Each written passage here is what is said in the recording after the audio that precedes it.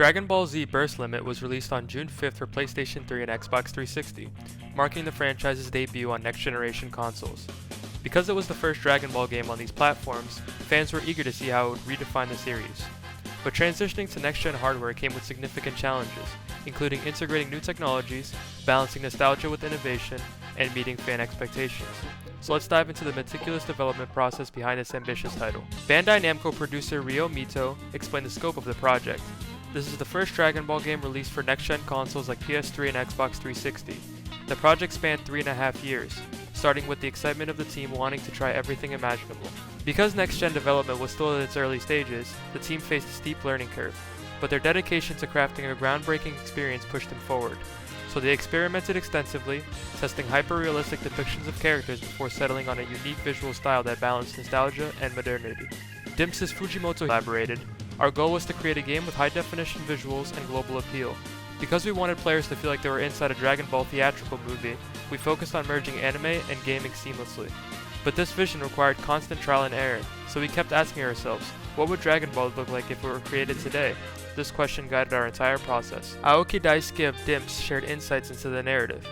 The storyline spans from the Saiyan Saga to the Cell Saga, which focuses on the generational shift from Goku to Gohan. Because these arcs are some of the most iconic in Dragon Ball, we poured significant effort into recreating them. But condensing such expansive sagas into one game required careful storytelling. So we focused on delivering the most impactful scenes while preserving the emotional resonance. He described the emotional impact. The intense battles between Goku and Frieza always moved us deeply. Because moments like Goku's anguish after Krillin's death are so iconic, we worked hard to capture that raw emotion.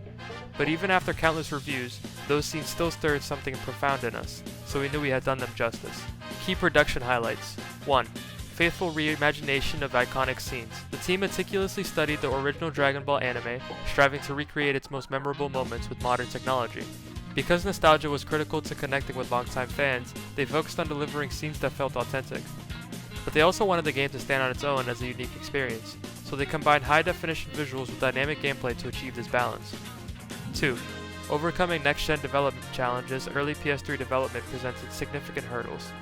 Because there was limited information about the hardware, the team had to experiment with visual styles and technical approaches, but their determination led them to craft a distinct aesthetic that balanced innovation and nostalgia, so fans could experience something both familiar and fresh. 3. Condensed storyline for maximum impact. Burst Limit focuses on the Saiyan and Cell sagas, highlighting Goku's evolution from hero to mentor and Gohan's rise to prominence. Because these arcs resonate deeply with fans, the team wanted to capture their emotional highs, but condensing such vast narratives into one game meant tough choices had to be made, so they concentrated on the most impactful moments to deliver a streamlined, powerful experience. Ryo Mito introduced one of the game's standout elements.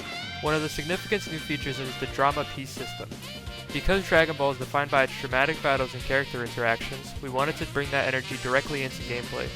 But creating over 400 unique drama scenes was a massive undertaking. So we designed a system that seamlessly integrates cinematic moments into battles, enhancing both the narrative and gameplay experience. Hiroshi Kamo of Dimps explained the approach to sound design. Rather than overloading the game with 5.1 surround sound, we focused on subtlety. Because character voices and key effects are central to the action, we prioritize them in the front speakers, but we use surround sound for environmental effects and music to create an immersive atmosphere, so players feel like they're fully inside the Dragon Ball universe. Development team also relied heavily on middleware from Cryoware to enhance both sound and visuals. Because the Dragon Ball series required seamless integration of cinematic elements, reliable tools were essential.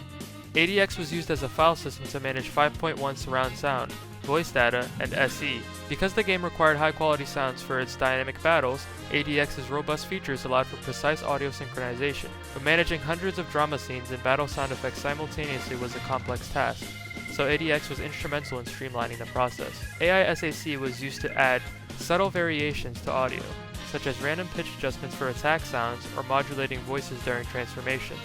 Because these effects added depth and realism to the battles, they enhanced the overall immersion.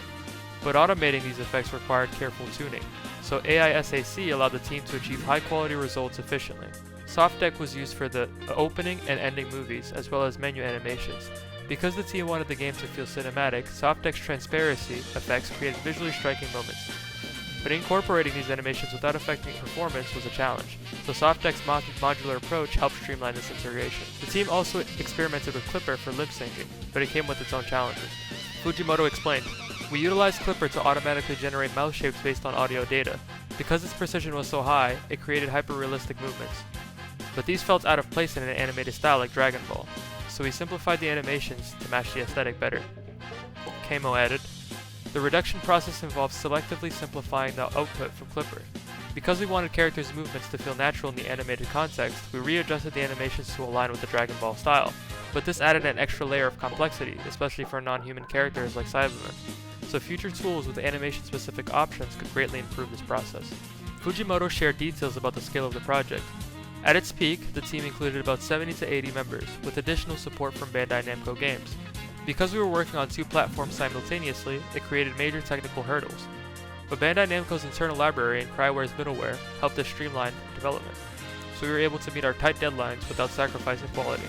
Developing for next-gen consoles was an incredible learning experience.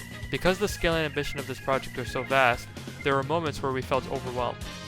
But we learned valuable lessons about collaboration and efficiency, so we're excited to carry these insights into future projects. Final words for fans. This game is the culmination of years of passion and effort. Because the title Burst Limit represents the idea of breaking limits, we hope players feel that spirit while playing. But we couldn't include everything we wanted to due to time constraints, so we aim to continue delivering new and exciting Dragon Ball experiences in the future.